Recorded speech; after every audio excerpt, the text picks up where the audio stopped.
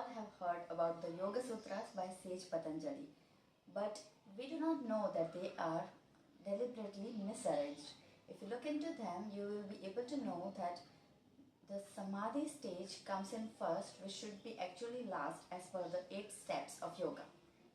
We are going to read the book Yogasutra of Sage Patanjali, Exposition and Practices, author Sri Rama and scribe S N Tavariaji.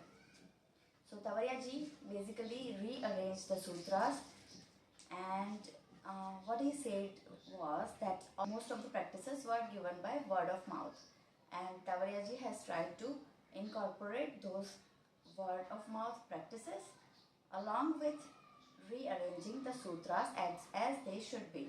We'll read it from the beginning, from the preface itself. So the preface says that exposition and practices as laid down and shown to accepted disciples and handed down by word of mouth from teacher to pupil. The 195 sutras are found in 4 original books, but for systematic studies as laid down by Sage Patanjali, they rearranged into 5 books. The 5th book is in 2 parts. The rearranged books are as follows. Book 1 is beginner stage, Book 2 is elementary stage, Book 3 is intermediate stage, Book 4 is advanced stage, Book 5 Part 1 is final stage, and Book 5 Part 2 is final stage. And Tavariaji used to say that we may understand in this birth up to Book 2 or so, or Book 3 to the maximum, and Book 4 and 5 will only be understood by us or experienced by us if we keep on practicing all those practices which are given. Then maybe in next life we will be able to understand or experience what is written in the book 4 and 5. That is what Tavariaji used to say in his lectures. And the quote is given at the end of the preface, which reads, "I have imprisoned myself, Shivoham, Shivoham, Shivoham.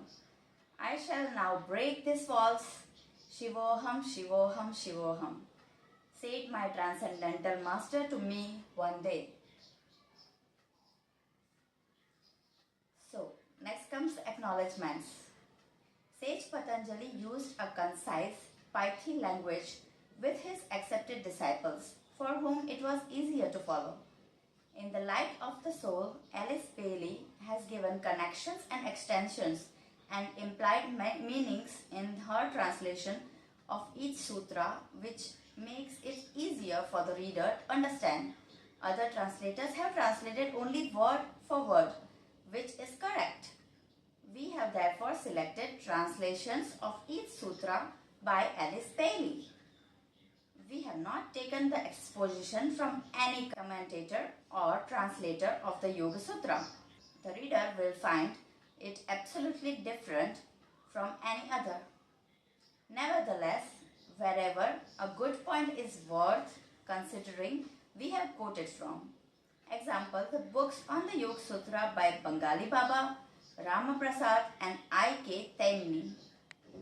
We have chosen excerpts from Sri Aurobindo's monumental poem Savitri to open each rearranged book. Light on the Path by M.C. Mabel Collins is a master treatise on the subject of spiritual absorption, and we have in great admiration quoted her at the end of each rearranged book. Of course, there are many more beautiful passages in both works. Then comes the contents, and I'll read the introduction. First, there is a quote, "All life is yoga." In his teachings, Sage Patanjali has emphasized 3 major disciplines of yoga abhyasa: self-restraint or austerity, B, self-examination or self-study, and C, self-surrender to the Lord of the mind or the divine spirit within. This threefold sadhana can remove pain and obstacles and help bring about meditative attitude. It is not, however, as simple as it sounds. The obstacles to yoga, though many, all originate from avidya, the basic cause. Avidya leads to aham, the false I, to moha, lobha, krodha, etc., and to holding on to physical existence. It is the soil in which all other obstacles sprout and grow. Ignorance, avidya, results in ego, that is, the acceptance of wrong self for self. Thus, the real seer is superseded by the fourth physical seer, and spiritual insight is dimmed by the physical sight. We'll read this again. Thus, the real seer is superseded by the false physical seer, and spiritual sight is dimmed by physical sight. These wrong approaches lead to wrong idea and wrong values, and so clinging on to earthly existence is natural. Avidya makes the fundamental mistake of confusing and superimposing Prakriti over Purusha, self over self. The first self is the small s, and self over self with capital S. So the self with small s superimposes to self with capital S. This is also the fundamental correlation that is required. To have a mental grasp of this is not enough. Such philosophy abounds not only in our scriptures but in many others as well.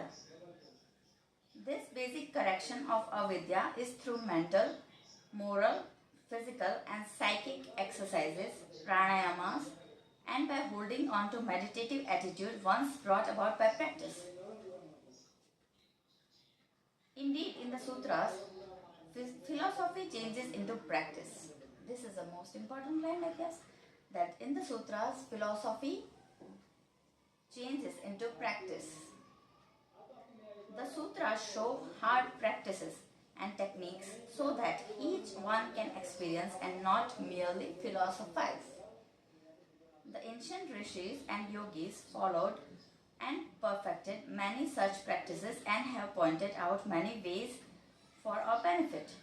It is then left to each aspirant how he or she chooses to progress. The obstacles create a sort of coloring and distortion to our sight.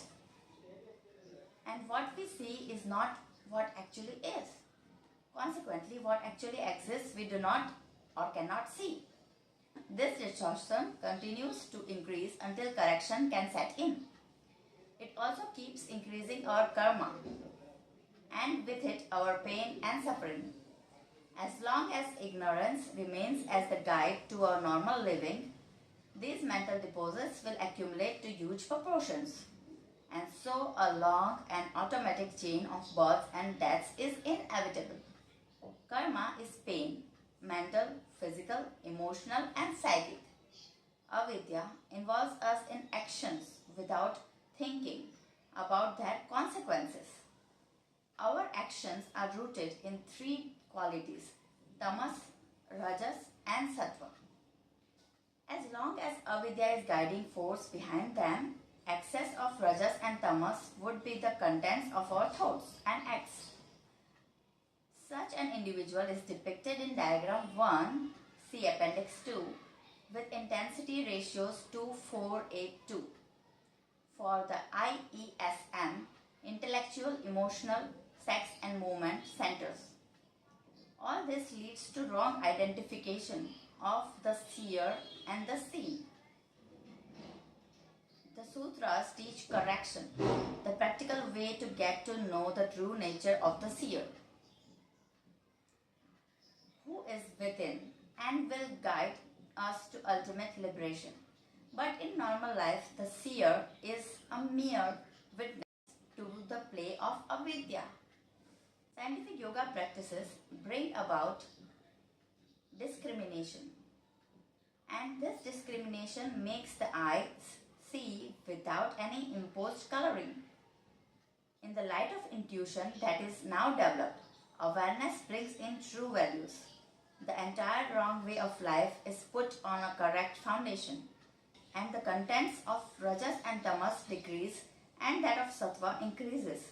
The physical self that called himself or herself as I realizes that the real I is cosmic consciousness, that is pure spirit, the divine fragment within. This here is pure vision looking through the mind and conscious brain. Now that the mind and brain are no longer under the yoke of avidya, which destroys the pure, clear vision, they can see and understand correctly. When this state is reached, the phenomenal universe disappears, as the sage says in sutras. The object of the birth is fulfilled, and the pure consciousness that was held within the physical body is now free. To express all this in language is truly difficult. Both science and yoga say the same thing, though in different languages. Science says that if the entire universe were to resolve itself into one basic energy, since the universe is a creation of one energy only, there would be no universe as we find it today. Yoga says that if the entire Brahmanda, the three qualities, were to be in the original state of balance and rhythm, there would be no existence as we find it today. For imbalance of qualities creates existence. It is also said that if this balance and rhythm is once disturbed, either within the individual or within the Brahmanda, it takes eternities to come back to its original rhythm and balance, unless conscious corrective methods are practiced. Ignorance, pain and suffering are the results of this imbalance of existence. When this balance and rhythm is disturbed, the way back for the individual is through the 8 means or steps of yoga abhyasa. They lead from darkness to light. But these 8 steps are not like the ordinary steps that are climbed one after another. All 8 are involved together, for a human being is a complex system and cannot be repaired piecemeal like a table or a chair. The whole system is to be repaired from all possible angles. In the Vishnu Purana, it is said, the brain, into bracket the thinking instrument of a man, is the cause both of his bondage and of his liberation. Its attachment to the objects of sense is the reason for his bondage, and its separation from the objects of sense is the means of his freedom. He who is capable of this discriminating knowledge should therefore restrain his brain and meditate upon Parabrahma to attain liberation. The sutras affirm this and also show the way. Om Satyam Param Dhimahi. 2. So I'll keep it to this and we will continue